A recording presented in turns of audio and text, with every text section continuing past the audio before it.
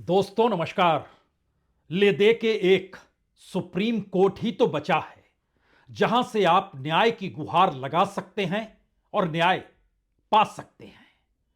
यह साख तो सुप्रीम कोर्ट की अभी बची हुई है, क्योंकि इस देश के भीतर जो भी मुद्दा सुप्रीम कोर्ट के दायरे में जाता है उस पर सुप्रीम कोर्ट फैसला कुछ भी दे।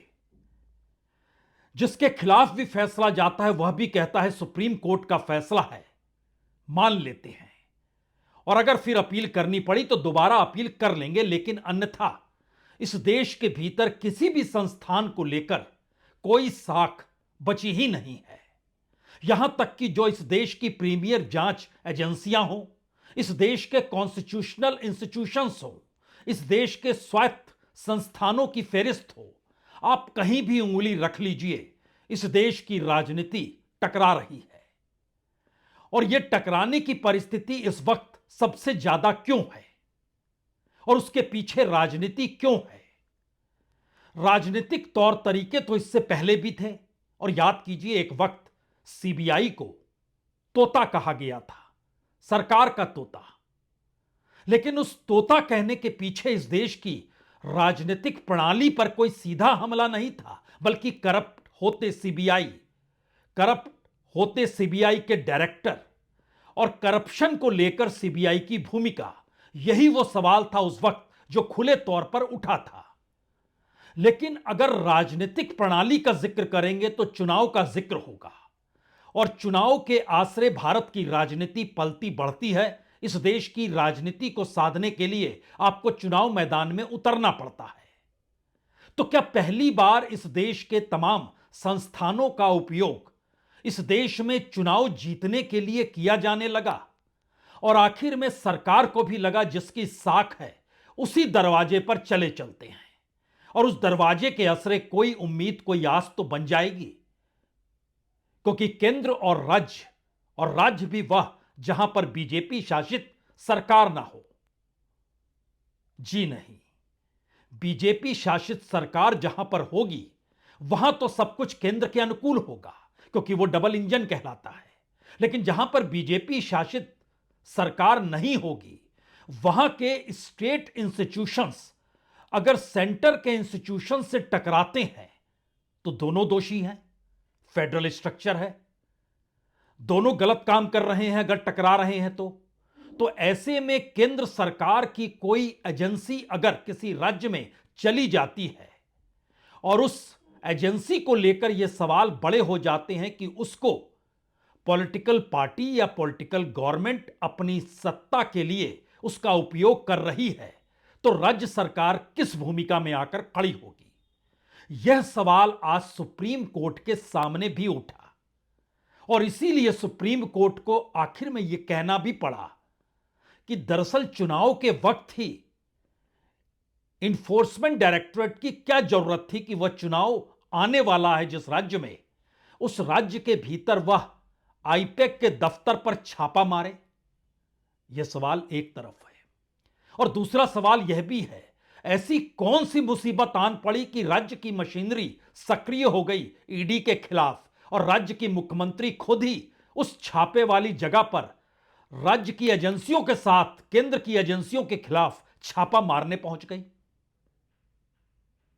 यह अस्तित्व की लड़ाई भारत के संविधान के भीतर इस बात को इंगित करती है कि दरअसल जब फेडरल स्ट्रक्चर काम कर रहा होता है तो वो तभी काम करेगा जब हर इंस्टीट्यूशन अपनी भूमिका को बाखूबी निभाएगा। लेकिन आज हमारी टीम ने एक अच्छा काम किया। उसने बताया कि दरअसल फैक्ट्स सामने रखिए, और उस फैक्ट्स के आसरे इस दौर में जो बात सुप्रीम कोर्ट तक में नहीं हो पा रही है उन बातों को भी रख दीजिए। मसलन 2020 के नवंबर के महीने में जो कोयला घोटाला और कोयला स्कैम का जो पैसा था वो तकरीबन 2000 करोड़ से ज्यादा का है, जिसका जिक्र ईडी ने किया। और उसी पैसे की हवाला ट्रेडिंग और मनी लॉन्ड्रिंग के मद्देनजर उसने आईपैक के दफ्तर पर छापा मारा। 2020 का नवंबर का महीना और 2026 के जनवरी का महीना, जाहिर है इन दोनों के बीच 5 बरस का वक्त है।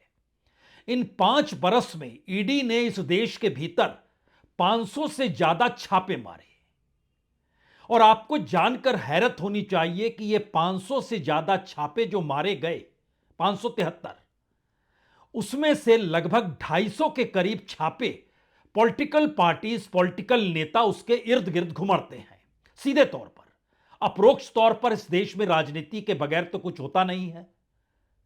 तो फिर आप कह सकते हैं कि हर छापे के पीछे एक राजनीति होती होगी, लेकिन यहां पर हमने जो डायरेक्ट संबंध है पॉलिटिकल पार्टीज का, पॉलिटिकल नेताओं का, और जो छापे पड़ रहे हैं जिन पर उनसे सीधा ताल्लुकात है, उसको जोड़ा है हमने। तो 250 से ज्यादा छापे जोड़िए या 573 छापे जोड़िए, उसमें से सिर्फ 2 जगहों पर कार्रवाई हुई। जी, सिर्फ 2 जगहों पर, और गिरफ्तारी की नौबत आई। ऐसा नहीं है उन्हें सजा हो गई, ऐसा नहीं है कोई फैसला आ गया और उन्हें जेल में डाल दिया गया। जी नहीं, ये गिरफ्तारी के दौर में कुछ पावर्स इन्फोर्समेंट डायरेक्टरेट के पास होते हैं और जेल में वो डाल देती है। फिर आप लंबे वक्त तक जेल में भी रह सकते हैं। यह स्थिति दिल्ली के भीतर की राजनीति जब उफान पर थी, जब गैर बीजेपी शासित राज्य यहां पर हुआ करता था दिल्ली में, उस वक्त के दौर को भी याद कीजिएगा तो बहुत सारे पन्ने खुलते चले जाएंगे। अच्छा, आज की तारीख में दिल्ली का वो मुख्यमंत्री कहां है, उसके डिप्टी सीएम कहां है, उसके मंत्रीगण कहां हैं जिन पर ईडी आरोप लगा रही थी, आज वो जेल में क्यों नहीं है? इन सारे सवालों को उसमें जोड़ते चले जाइए और यह सवाल निकलेगा, क्या वाकई ईडी की भूमिका इस दौर में उस पॉलिटिकल हथियार के तौर पर है जिस पॉलिटिकल हथियार से टकराने के लिए कोई भी राज्य सरकार सामने इसलिए नहीं आती है क्योंकि इस देश में कानून का राज होना चाहिए। लेकिन कानून के राज को अगर कोई इंस्टीट्यूशन के जरिए पॉलिटिकल टूल बना लेता है, तब क्या होगा? और शायद इसका एक खुला नजारा आज रांची में नजर आया। जी, झारखंड की राजधानी रांची, वहां पर एक घोटाला हुआ था, 20 करोड़ गबन का मामला था। मामला ईडी के पास गया, उस व्यक्ति को जेल हो गई, जेल से निकल कर आया, उसको फिर बुलाया गया, बुलाने के बाद उसके साथ फिर मारपीट हो गई, उसके बाद उसने शिकायत कर दी, फिर झारखंड की पुलिस सक्रिय हो गई, उसने घेराबंदी कर दी और एक झटके में ईडी के दफ्तर को घेर लिया। बंगाल झारखंड नहीं है, इस बात का जिक्र बीजेपी के नेताओं ने झारखंड में किया। बाबूलाल मरांडी खुले तौर पर कहे यह बंगाल नहीं है, यह झारखंड है। अब सवाल है, वो ईडी है, वो पुलिस है, इसमें बंगाल और झारखंड आ गया। यही परिस्थिति कमोवेश तमिलनाडु के भीतर स्टालिन के ज़हन में आई। उन्होंने भी सवाल किया, यह ईडी की भूमिका जिस तर्ज पर चल रही है उसमें तो सब कुछ वो सिर्फ और सिर्फ पॉलिटिकल लाइन पर चलते हुए छापे मारती और हाथ में उसके कुछ नहीं आता है, तो फिर उसके बाद वो धमकाकर चली जाती है। स्टालिन भी बीजेपी के साथ नहीं है। एक वक्त में यह परिस्थिति महाराष्ट्र की राजनीति के भीतर चुनाव के वक्त इन्फोर्समेंट डायरेक्टरेट की शिवसेना और एनसीपी को लेकर भी रही। तो क्या जो परिस्थिति इस वक्त मौजूद है, उस परिस्थिति में कानून का राज होना चाहिए? और सुप्रीम कोर्ट को आज जब यह कहना पड़ा, अगर हम दखल नहीं देंगे तो इस देश में अराजकता आ जाएगी, कानून का राज खत्म हो जाएगा, तो हमें हस्तक्षेप करना पड़ेगा। तो आइए एक एक पन्ने को खोलते हैं जिससे कुछ चीजें बहुत साफ दिखाई देने लग जाए। इस दिखाई देने की परिस्थिति में हमको लगता है कि पहले एक बात सुनिए। यह देश के रक्षा राज्य मंत्री हैं, झारखंड के हैं। इनसे पूछा गया कि झारखंड में ऐसी स्थिति क्यों आ गई कि पुलिस ने घेराबंदी कर ली ईडी के दफ्तर की। उनकी बात सुन लीजिए जिससे आप एक क्लियर कट आइडिया होगा, क्योंकि हम बंगाल शिफ्ट कर रहे हैं। बंगाल के सच को आज सुप्रीम कोर्ट ने भी कैसे देखा, परखा, उसको भी सुनिएगा तो आप हैरत में आ जाइएगा। लेकिन पहले सुन तो लीजिए।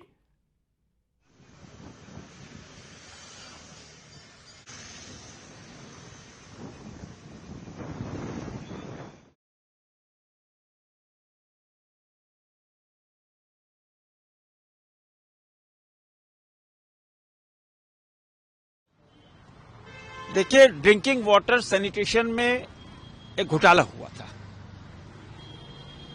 ईडी इसकी जांच कर रही थी और ये संतोष कुमार जो कर्मचारी है वो 18 महीने जेल में थे।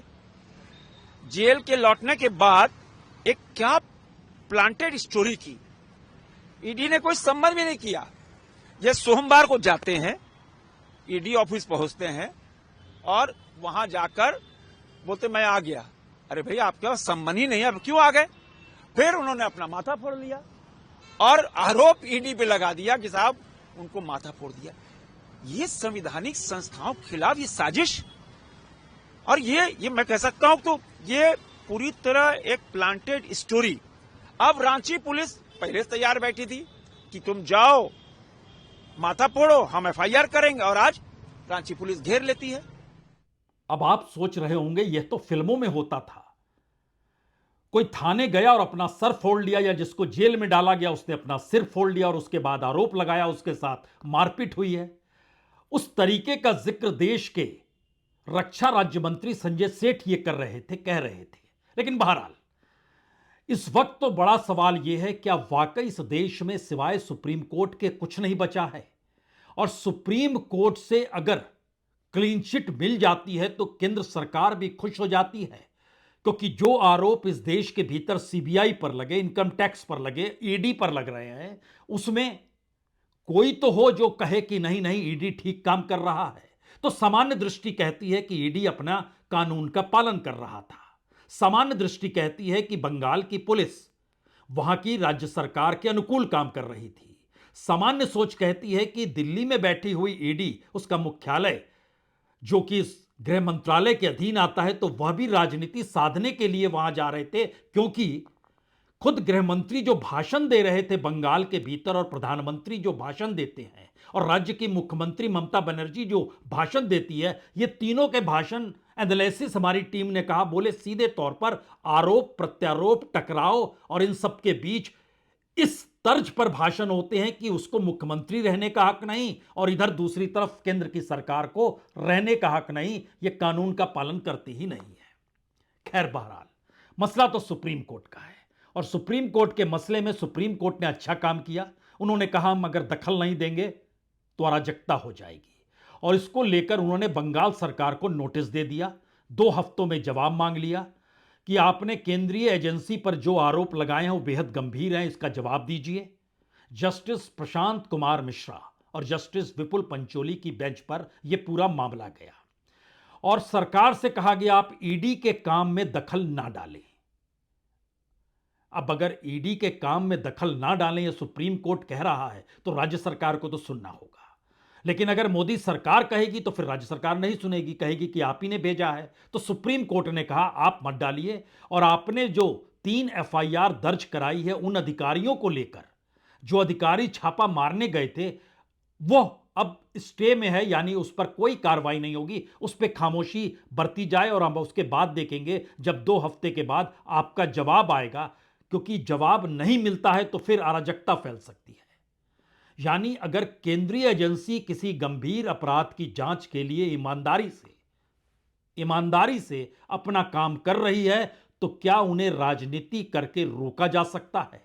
और दूसरी तरफ से सवाल था कि अगर केंद्रीय जांच एजेंसी राजनीतिक तौर पर काम कर रही है, तो क्या राज्य सरकार की ईमानदारी नहीं बनती है कि वो अपने तौर पर उसे रोक ले? अजीबोगरीब परिस्थिति होगी, आप भी कहेंगे बिल्कुल सही बात है। लेकिन हमें लगता है कि उससे ज्यादा जब आप कोर्ट रूम में जाते हैं और कोर्ट रूम की दलीलों को सुनते हैं तो बहुत चीजें और साफ होती है। मसलन सॉलिसिटर जनरल तुषार मेहता और additional solicitor general SV Raju जो ईडी का पक्ष रख रहे हैं, और दूसरी तरफ कपिल सिब्बल जो बंगाल सरकार की दलीलें रख रहे हैं। सुप्रीम कोर्ट कहता है ईडी से आप वहां किस लिए गए थे, किस बात की जांच चल रही थी?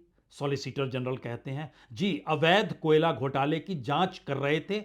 सरकार कह रही है कि हम एसआईआर डेटा जब्त करने गए थे, जबकि एसआईआर डेटा पहले से वेबसाइट पर उपलब्ध है, कोई मूर्ख ही वो उसे जब्त कर सकता है। तो सुप्रीम कोर्ट कहता अच्छा कोयले घोटाले की जांच कर रहे थे? सॉलिसिटर जनरल बोलते जी उसी की जांच कर रहे थे। तो कब से यह मामला था? सॉलिसिटर जनरल कहते हैं कि देखिए ऐसा है कि हमने कोयले का भुगतान वहां पर कैश में किया जाता है, और सम्मन जो दिया था उसका कोई जवाब नहीं दिया था और इसमें एक हवाला चैनल की पहचान की गई। लगभग 20 करोड़ कैश आईपैक को ट्रांसफर हुआ। इसीलिए 8 जनवरी को कंपनी के 10 ठिकानों की तलाशी ली गई। सुप्रीम कोर्ट को था अच्छा वही आईपैक जिसमें पहले प्रशांत किशोर जुड़े थे। सॉलिसिटर कहता है जी बिल्कुल आप सही कह रहे हैं, हमने पहले ही अधिकारियों को ईमेल कर इसकी जानकारी दी थी। हमें राजनीतिक गतिविधियों में कोई दिलचस्पी नहीं थी, हमें नहीं पता वो क्या छुपाना चाहते थे, क्योंकि मुख्यमंत्री पूरी पुलिस फोर्स के साथ अंदर घुस आई। तब कपिल सिब्बल की एंट्री होती है।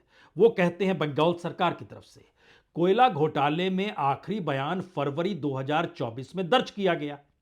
तब से ईडी क्या कर रही थी, यानी लगभग आपने 11 महीने का वक्त लिया।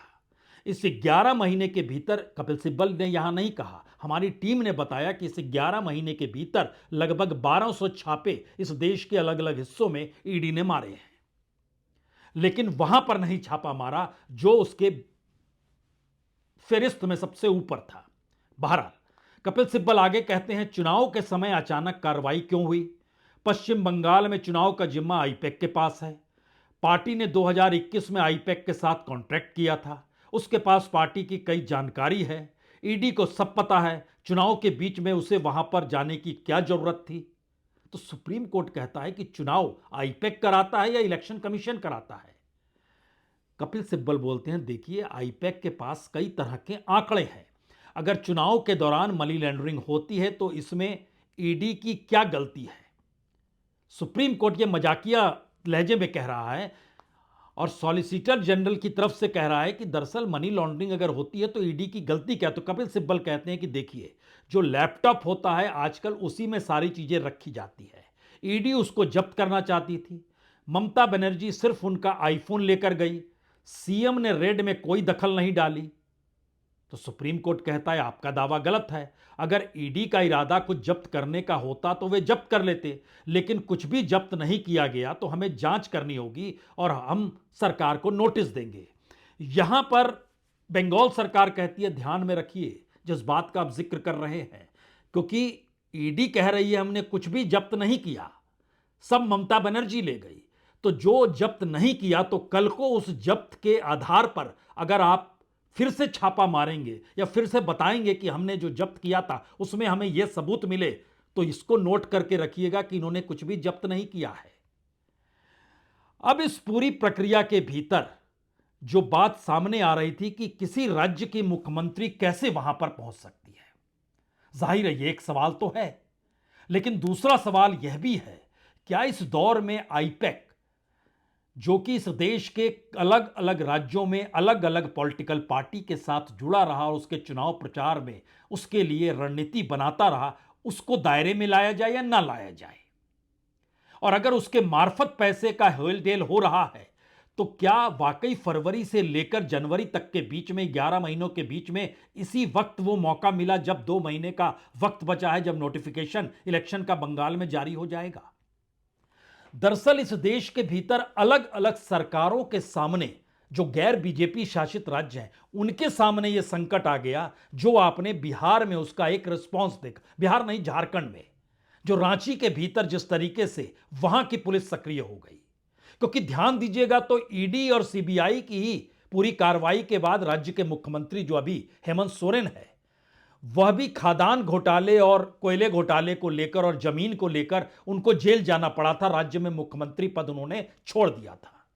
उसके बाद से जब वो जेल से निकल कर आए तो फिर वो केस ठंडे बस्ते में।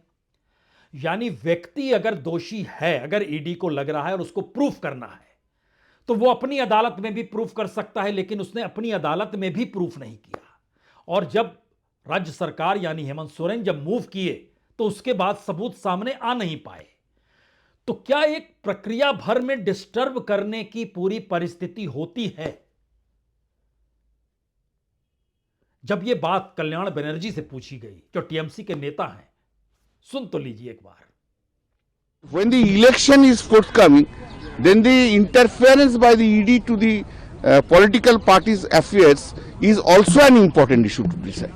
Order question. If you say so, the question is, whenever in a non-BJP state,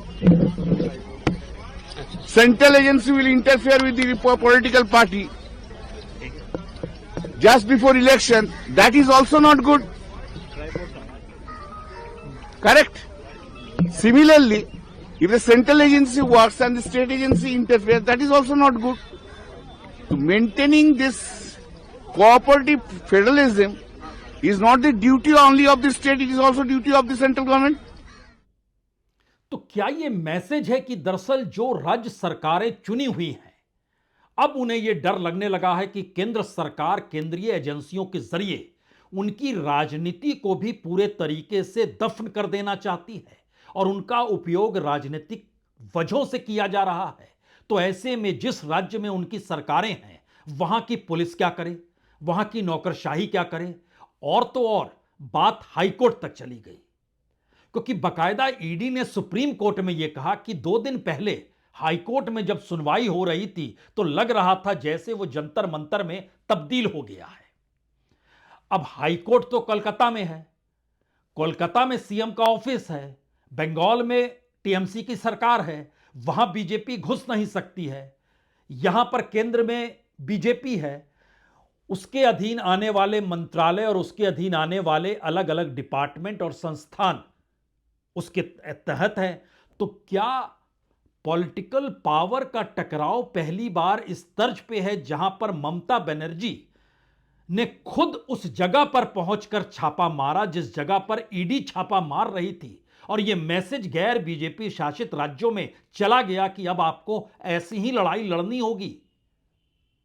क्योंकि अदालतों के भीतर भी अगर जो जिक्र किया गया उसमें कहा गया ईडी की तरफ से कि हम 14 जनवरी को हाईकोर्ट में हुई सुनवाई से संतुष्ट नहीं हैं, हमें काफी परेशानी हुई, सुनवाई के दौरान बार बार माइक बंद हो रहा था, कोर्ट में भीड़ इकट्ठा करने के लिए बस और गाड़ियों की व्यवस्था की गई थी, एक्टिंग चीफ जस्टिस को आदेश देना पड़ा कि वकीलों के अलावे किसी की एंट्री नहीं होगी, और फिर ईडी ने कहा कि हम आर्टिकल 21 के तहत अपने अधिकारों की सुरक्षा की मांग के लिए सुप्रीम कोर्ट आए हैं, क्योंकि ईडी अधिकारियों को धमकी दी जा रही है, हम अब हाईकोर्ट नहीं जाएंगे, हम चाहते हैं कि सीबीआई मामले की जांच करे, मामला सीबीआई के पास गया तो मसले को राज्य से बाहर ट्रांसफर किया जा सकता है, यानी वहां सिर्फ जांच नहीं होगी। अब यहां पर सीबीआई का मसला है, सीबीआई को लेकर इससे पहले ही ममता बनर्जी कह चुकी है कि सीबीआई के अधिकारियों को राज्यों में घुसते नहीं देंगे। ना सिर्फ ममता ने बल्कि हर बीजेपी शासित राज्य जो नहीं है, यानी गैर बीजेपी शासित राज्यों की जो कतार है, ये 2021, 22, 23 में भी ये चलते रहा और 11 राज्यों ने कहा हम सीबीआई के अधिकारियों को अपने यहां घुसने नहीं देंगे। ये परिस्थितियां बतलाती है कि टकराव कितना व्यापक है। लेकिन एक क्षण के लिए फिर लौटिए उस परिस्थिति में जहां पर ईडी न्याय की गुहार लगा रही है सुप्रीम कोर्ट से। हाईकोर्ट खारिज हो गया, यानी हाईकोर्ट तक अब आपको न्याय उस रूप में नहीं मिलेगा जिस राज्य के भीतर हाईकोर्ट होता है। वहां पर अगर उसकी सरकार इस तर्ज पर निकल कर आ जाए जैसे ममता बनर्जी निकल कर आई है, तो फिर आपके पास रास्ता क्या बचता है? यह सवाल कोई भी कहेगा कि यह तो अराजकता है, ममता बनर्जी ऐसा कैसे कर सकती हैं, जो कर रही है बिल्कुल गलत है। लेकिन इसकी दूसरी सिचुएशन आइए। दूसरी सिचुएशन में ईडी 2020 में जो 2742 करोड़ की मनी लॉन्ड्रिंग का केस आईपैक के डायरेक्टर प्रदीप जैन के घर और ऑफिस पर छापा मारने का जो जिक्र किया गया ईडी की तरफ से, उसमें सीबीआई ने इस मामले में 27 नवंबर 2020 को एक एफआईआर दर्ज की थी और ईडी ने 28 नवंबर 2020 से इसकी जांच शुरू की थी। अब आप ध्यान दीजिए, पहली एफआईआर सीबीआई ने जारी की 27 नवंबर 2020 को, होते होते 2026 में ईडी सुप्रीम कोर्ट में कह रही है अब यह पूरी जांच सीबीआई करे, जिससे यह मामला बाहर जांच कराया जा सके किसी दूसरे राज्य के जरिए। यानी दूसरे राज्य में सीबीआई बैठती है, वो बंगाल में तो बैठ नहीं पाएगी। जी, एक ही देश है, बंगाल भी इसी देश में आता है, दिल्ली भी इसी देश में आता है। इस देश के भीतर केंद्र की सरकार भी चुनी हुई है, राज्य की सरकार भी चुनी हुई है। इस देश के भीतर नौकरशाही अपना काम कर रही है, पुलिस महकमा अपना काम कर रहा है, इस देश की न्यायपालिका अपना काम कर रही है। इस देश के भीतर यानी कार्यपालिका, न्यायपालिका, विधायिका और इन सब के बीच मीडिया भी अपना काम कर रही है। हमने जानबूझ के आज कुछ किताबें पीछे रखी है, एडिटर साइलेंट है, रंजन गोगोई इस देश में सुप्रीम कोर्ट के फैसले देने के बाद जिस तरीके से सरकार के साथ वो संसद तक चले गए और उनको नॉमिनेट कर दिया गया रिटायरमेंट के चंद महीनों के बाद, ये मैसेज पहली बार भारत में उभर कर आया। एक और तस्वीर है टीएन शेषन की। टीएन शेषन ने बताया था वो इस देश के चुनाव आयुक्त हैं, सरकार के नहीं हैं, लेकिन मौजूदा वक्त की परिस्थितियों में सब कुछ आपके सामने है। तो किसी भी प्राइम मिनिस्टर को कैसे मूव करना है उसके लिए भी एक किताब है। तमाम प्रधानमंत्रियों की पूरी कार्यप्रणाली को समझेंगे तो मौजूदा वक्त की कार्यप्रणाली आपको कटघरे में खड़ा कर देगी। और आखिरी में वो है कि वो 5-6 चीजें कौन सी होती है जिससे लगता है कि लोकतंत्र खत्म हो चला है। लेकिन भारत में सुप्रीम कोर्ट बचा हुआ है और सुप्रीम कोर्ट के आसरे क्या केंद्र सरकार ने यह दांव खेला कि हाई कोर्ट नहीं तो अब सुप्रीम कोर्ट का दरवाजा बहुत तेजी के साथ और तुरंत खटखटाइए, जिससे ईडी की साख तो बच जाए, जांच की पूरी प्रक्रिया तो बच जाए, लेकिन दूसरी तरफ राज्य सरकार के सामने यानी ममता बनर्जी की पार्टी के सामने यह बेचैनी है। चुनाव अप्रैल में तो रिजल्ट भी आ चुके होंगे, जनवरी का महीना चल रहा है, मार्च होते होते नोटिफिकेशन हो जाएगा, 1.5-2 महीने का वक्त है, सब कुछ इसी दौर में होना है। इसी दौर में ईडी सक्रिय है, सीबीआई का जिक्र हो रहा है, आईटी सक्रिय है। तो हमारी टीम ने कहा कि जहां जहां चुनाव होते हैं, हरियाणा, महाराष्ट्र, दिल्ली, जो 2024 के बाद चुनाव की फहरिस्त थी और उसमें झारखंड भी ले लीजिए, तो उसमें कहा गया कि झारखंड में 74 छापे, दिल्ली में 27 छापे, महाराष्ट्र में 113 छापे और हरियाणा के भीतर लगभग 280 छापे इसी दौर में मारे गए जब चुनाव हो रहे थे।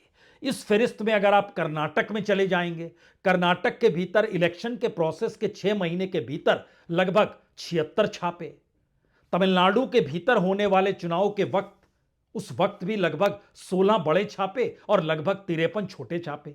बड़े का मतलब सीधे पॉलिटिकल तौर पे जोड़ना होता है। ये परिस्थितियां इस देश के भीतर एक मैसेज कन्वे कर रही है कि कानून का राज होना चाहिए और सुप्रीम कोर्ट की भूमिका इस देश में कानून के हिसाब से ही चीजें चलाने की है। लेकिन अगला सवाल यह है कि जब राजनीतिक सत्ता की ताकत इस देश के कानून के राज को ही अपनी हथेली पर नचाने लग जाए, तो वो दिल्ली हो या कोलकाता हो, टकराव होगा तो उसके बाद सुप्रीम कोर्ट तो कानून की ही दुहाई देगा और संविधान का ही जिक्र होगा। लेकिन आपकी हथेली पर कुछ नहीं बचेगा सिवाय इसके क्या पहली बार ममता बनर्जी की तर्ज पर हर गैर बीजेपी शासित राज्य का मुख्यमंत्री सक्रिय हो चला है और सक्रिय हो जाएगा। और टकराव की यह परिस्थिति आए, यह एक चेतावनी है दिल्ली के लिए, अगर आप टकराएंगे तो फिर हम भी खड़े हैं, या फिर यह मैसेज अब दिल्ली को लग गया है कि अब तो पूरे तरीके से दबाना ही होगा, छोड़े नहीं, और इसमें सुप्रीम कोर्ट की साख का कम से कम अपने अनुकूल उपयोग तो कर ले। क्या भारत का लोकतंत्र इस दिशा में आकर खड़ा हो गया है? मैसेज तो यही है। बहुत बहुत शुक्रिया, बहुत बहुत शुक्रिया।